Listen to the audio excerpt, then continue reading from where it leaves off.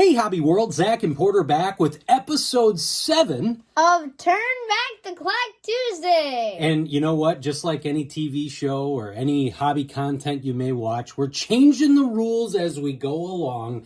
Yes, Porter had this great idea for me to show off cards that I had from my original collection, 84 to like 93-ish, 94. And then Porter to show off some cards, not from 2022, the current year we're in, but other cards that he treasures. And hopefully someday he'll then be able to pass along or share with his son or daughter. But first, why did you say changing the rules? Because we're not showing anything today that I owned from my original collection. No, we are not. We are showing off the 1991 Stadium Club baseball set. Porter got this set for his birthday. From a family friend. And I was insanely jealous because if you are around my age bracket, which I will not disclose, although Porter's dropped it in a few episodes that I'm the same age as Jackie Robinson's number, that 1991 Topps Stadium Club was so cool. When that came out, I remember packs were like $3 to $4. It was the first high-end product for Topps. I've always loved that set. And some of my favorite cards from the Junk Wax era are out of that set. And so Porter has also taken a huge liking to the set. So we thought today we will break the rules. We're going to showcase some of our favorite cards from the 1991 Topps Stadium Club baseball set. One thing. What? We each have 6 cards. So we did have 12. Yeah, we have 12 of our favorite cards from the set. All right, I'm going to start off then, just because I actually have card number 1. Yeah. And this is Dave Stewart. And this was why this was kind of cool. You got Dave Stewart here, who was an awesome pitcher for the A's and a few other teams back in the 80s and 90s. He's wearing a tuxedo here, throwing a behind-the-back baseball.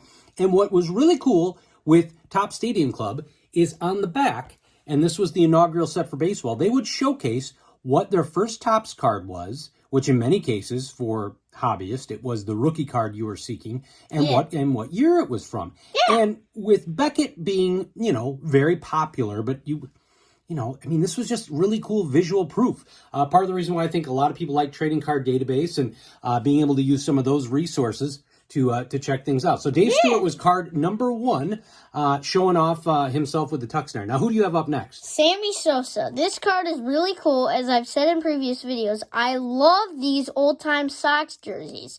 And if you watched the game, we wore them at the Field of Dreams game when Tim Anderson walked off the Yankees. Yeah, and you'll see a theme with some of the Sox cards we'll show. Now, this next card, Eric Shaw. Now, I always remember Eric Shaw because he's the guy that gave up the record-breaking hit to Pete Rose when he passed Ty Cobb. I think Al Michaels was on the call, and he talked about Eric Shaw. But why this was a baseball card? Wait. Yeah, I knew that was going to cause a distraction here. What? Eric Shaw was a pitcher? Yes, he was a pitcher. I thought he was like an outfielder.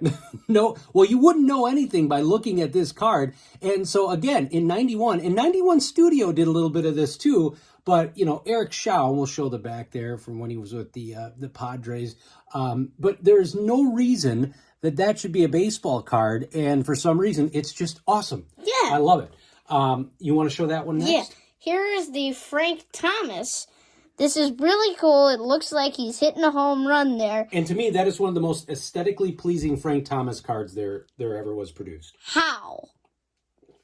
So, you love having stands in the dugout in the background. 2, I love his swing there. It's a great example of just a perfect follow-through. He probably had his head on the ball. And I don't know. That was a second-year card for Frank. When that came out, that was like I want to say, because I do have that card from my original collection. That was a $20 to $25 card when I first got it. What? Yeah, that was when everything was overinflated. Up next, a sock of a different color variety. We've got a red sock. This is a neat Wade Boggs card. Obviously, him getting ready for batting practice. Wade Boggs, one of the greatest hitters ever in the game, with a batting average well north of 300 for his career.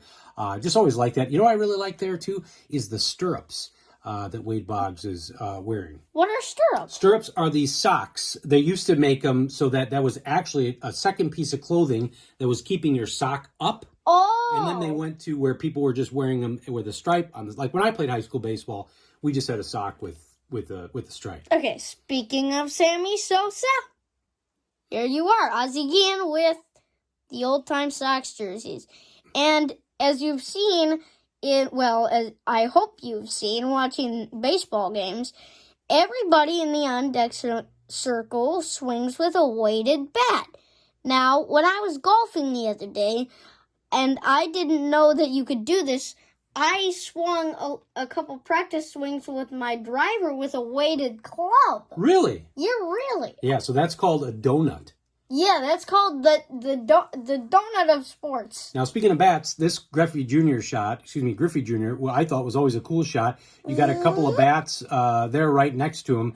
And on the back, it did showcase his rookie card, or his XRC rookie card, that 1989 Topps, that is still on our want list for cards that we are trying to get. I thought you had it. Nope, I've got the Gold Cup 1990, but not the 89 Topps traded. Because You got the Dion. Maybe you're thinking of the Dion. No, I thought you meant that was in the regular set. No. Because we had the complete 1989 Topps set. Yes, we do. But I thought that was in the regular set. Nope. So, a guy who I fell in love with his inspirational story, Jim Abbott.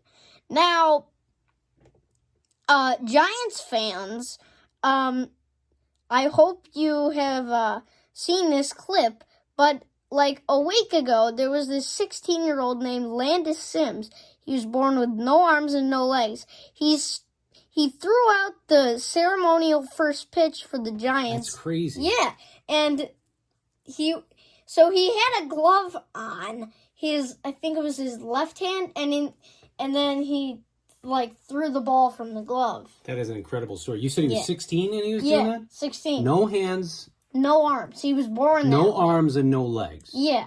Wow. And that was the Giants' first pitch? Yeah. And he was born that way. Wow. Well, I guarantee you, Jim Abbott is an inspiration to him. Yeah. One of the, actually, I think probably the only really hot rookie card from the 91 Stadium Club set. Actually, I take that back. Luis Gonzalez is in there, and people probably laugh that I say that, but as a junk wax collector, I like Luis Gonzalez. But this Jeff Bagwell, 91 Topps Stadium Club, that was his rookie card. And you know what was cool? On the back, it has the card picture from the front. I didn't even realize that. Yeah, so again, just a really cool thing that Topps was trying to do with the set. Because, Porter, to be honest with you, they were trying to compete with Upper Deck. They were trying to compete with, Fleer Ultra. There were a lot of companies that were coming out, Score, Pinnacle, that were, this was the first time I think a Topps product had wall-to-wall borderless photography. So this next one's the cool Carlton Fisk. Oh, it's such a great card. But everything about that card is awesome. Yeah, because he has the old-timey hat on, the old-timey jersey on, but there you go. Shown right here. Dad got that card. And finally. I got Chris Kamka, who's part of the White Sox TV crew that does all the stats and stuff. He's a huge Carlton Fisk fan, and we're mutual followers on Twitter, and I'll tweet at him some Fisk stuff.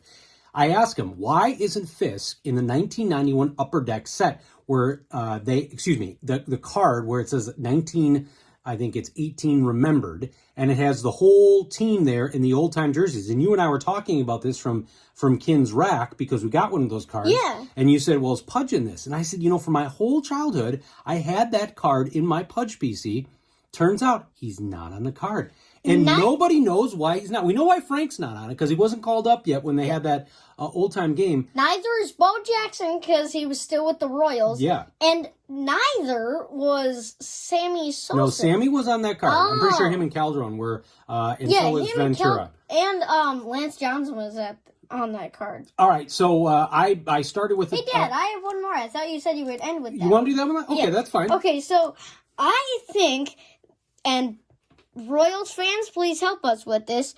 Isn't this Bo Jackson's picture from his 1987 Topps Future Stars? I thought about it. There's a very good chance it could be. It's the same background. Now, a lot of these photos, and the Topps set probably too, were taken at training camp. You mean spring training? Spring training, excuse me, and they're at the same spot. I don't know where they play their game, so it maybe just happens to be, but you're right. I thought that forever, too. Yeah. That looks very much like the 1987 with the chain link fence in the back. So we started with Dave Stewart in the tux, and we will end with Nolan Ryan. In the tux. In the tuxedo. It is such a cool card. Him wearing a tux with the Rangers hat, the glove, and obviously his spikes. And on the back, you've got him and Kuzman with his rookie card. So this was our tribute to the 1991 Topps Stadium Club set for our Turn Back the Clock Tuesday. Episode 7. Yeah, all Porter's cards, and I am still insanely jealous. But yes, he is. I want to thank everyone for subscribing and for watching. We certainly do appreciate it. Bye-bye.